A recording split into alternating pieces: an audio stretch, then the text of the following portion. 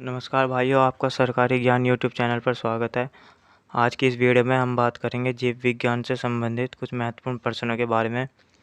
तो हमारा फर्स्ट प्रश्न है, पशुओं की शरीर योजना का अध्ययन कहलाता है। इसका सही जवाब है एनाटॉमी। बढ़ते हैं हम अपने अगले प्रश्न की तरफ। हमारा सेकंड प्रश्न है, टैक्सोनॉमी मूल रूप से संबंधित है। तो इसका सही उत्तर है जैव विविधता से।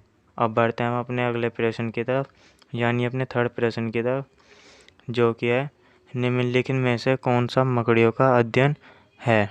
तो इसका सही जवाब है आर्कनोलॉजी। अब बढ़ते हैं हम अपने अगले प्रश्न की तरफ। हमारा चौथा प्रश्न है, निम्नलिखित में से कौन एक कोश के जीव नहीं है। तो इसका सही जवाब है हाइड्रा। हाइड्रा एक कोश के जीव नहीं है। अब बढ़ते हैं हम अपने पांचवें प्रश्न की तरफ। हमारा पांचवा प्रश्न है, निम्नलिखित में से किसे जीव विज्ञान का जनक कहा जाता है। तो इसका सही जवाब है ए, यानी अरस्तु। अरस्तु को जीव विज्ञान का जनक कहा जाता है। अब बढ़ते हैं हम अपने अगले प्रश्न की तरफ, यानी सिक्स प्रश्न की तरफ। तो दोस्तों, सिक्स प्रश्न के लिए मैं आपसे माफ़ी चाहूँगा। ये शायद जिसने PDF बनाई है उसे बनाने में मिस्टेक हो गई है। तो सिक्स प्रश्न को छोड़ के हम अपने अगले प्रश्न की तरफ बढ़ते हैं, जो कि प्रश्न नंबर है 7। निम्नलिखित में से किसे कोशिका का शक्तिगृह कहा जाता है। तो इसका सही जवाब है माइटोकॉन्ड्रिया। माइटोकॉन्ड्रिया का कोशिका का शक्तिगृह कहा जाता है। अब बढ़ते हैं अपने अगले प्रश्न की तरफ, यानी 8वें प्रश्न की तरफ, जो कि है बांस के रूप में वर्गीकृत है। तो बांस के रूप में कौन वर्गीकृत है। तो इसका सही जवाब है सी, बांस के रूप में घास वर्गीकृत है। अब बढ़ते हैं अगले प्रश्न की तरफ, जो कि है 9th। यह प्रश्न है, निम्नलिखित में से कौन एक स्तनपायी नहीं है। तो इसका सही जवाब है बी, मछली एक स्तनपायी नहीं है। अब बढ़ते हैं अगले प्रश्न की तरफ, अपने 10वें प्रश्न की तरफ। तो हमारा 10वां प्रश्न है, इनमें से किसका अंडा सबसे बड़ा होता है। तो इसका सही जवाब है शुतुरमुर्ग का। शुतुरमुर्ग का अंडा सबसे बड़ा होता है। अब बढ़ते हैं हम अगले प्रश्न की तरफ। हमारा अगला प्रश्न है, कवक के हमले से खाद्यान्नों को सुरक्षित रखने का सबसे सुरक्षित उपाय है। तो इसका सही जवाब है सूरज की रोशनी में सुखाना। सूरज की रोशनी में सुखाना इसका सही जवाब है। अब बढ़ते हैं अगले प्रश्न की तरफ, जो कि 12वां प्रश्न है। 12वां प्रश्न है, सबसे बड़ा सजीव पक्षी है। तो सबसे बड़ा सजीव पक्षी जो है वो है शुतुरमुर्ग। तो इसका सही आंसर है शुतुरमुर्ग। अब बढ़ते हैं हम अगले प्रश्न की तरफ, जो कि है 13वां प्रश्न।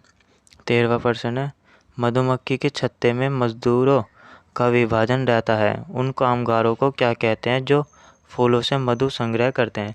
तो इसका सही जवाब है मध्यलिंगी। मध्यलिंगी यानी डी, इसका ऑप्शन सही है बिल्कुल। अब बढ़ते हैं हम अगले प्रश्न की तरफ, जो कि है 14% है, पशुओं की ग्रीष्मकालीन निद्रा के तथ्य को क्या कहते हैं। तो 14% है, इसका सही जवाब है बी, एस्टिवेशन। एस्टिवेशन इसका सही उत्तर है। अब बढ़ते हैं हम अगले प्रश्न की तरफ, जो कि है 5th प्रश्न है, विषाणु की क्या विशेषताएं होती हैं। विषाणु की क्या विशेषता होती है। तो इसका सही उत्तर है बी, यानी यह केवल अपने परपोषी में प्रवर्धित होते हैं। अब बढ़ते हैं अगले प्रश्न की तरफ। अगला प्रश्न है हमारा 16th। ये इसका 16% है, किसकी विद्यमानता के कारण चींटी अपने चारों ओर की वस्तुओं को देख सकती है। तो इसका सही जवाब है डी, संयुक्त नेत्रों के कारण अब चींटी अपने चारों ओर की वस्तुओं को देख सकती है। अब बढ़ते हैं हम अगले प्रश्न की तरफ। अगला प्रश्न है हमारा 17। निम्नलिखित में से कौन सा वह एकमात्र सर्प है जो अपना घोंसला बनाता है। इसका सही जवाब है नागराज। नागराज अपना एकमात्र नागराज है जो अपना घोंसला बनाता है। नंबर 18 अगले प्रश्न है हमारा। अगले प्रश्न नंबर 18 प्रश्न है, निम्नलिखित में से कौन सी प्रजाति में सर्प से लड़ने का गुण पाया जाता है।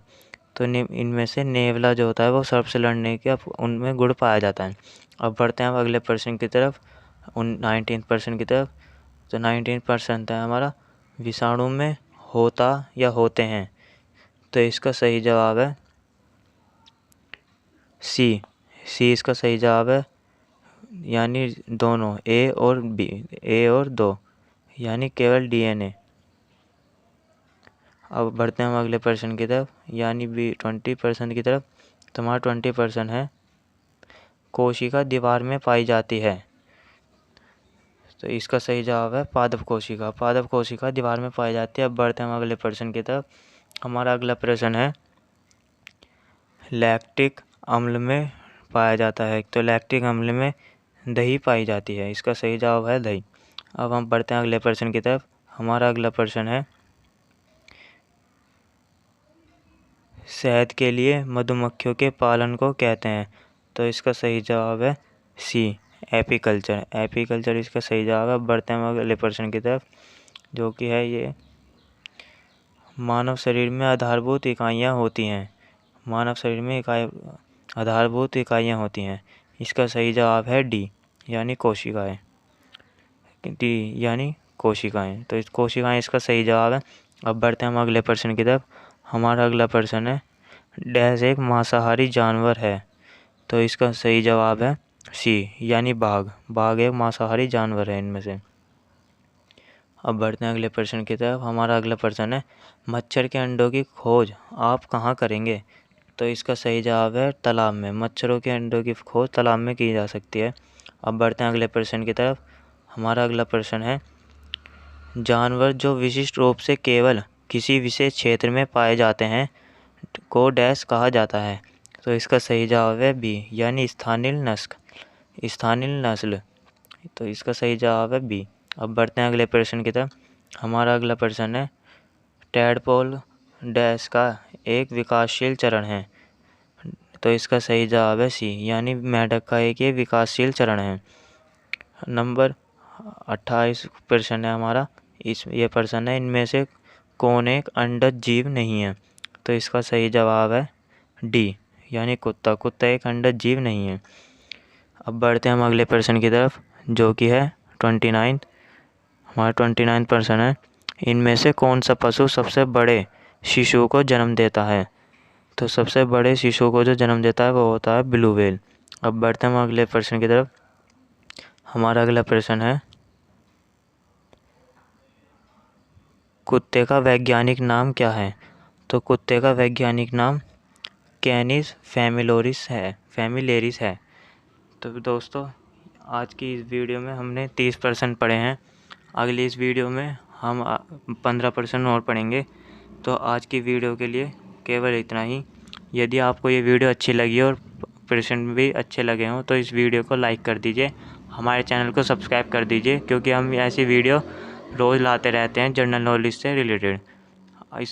आपका सभी का वीडियो देखने के लिए धन्यवाद।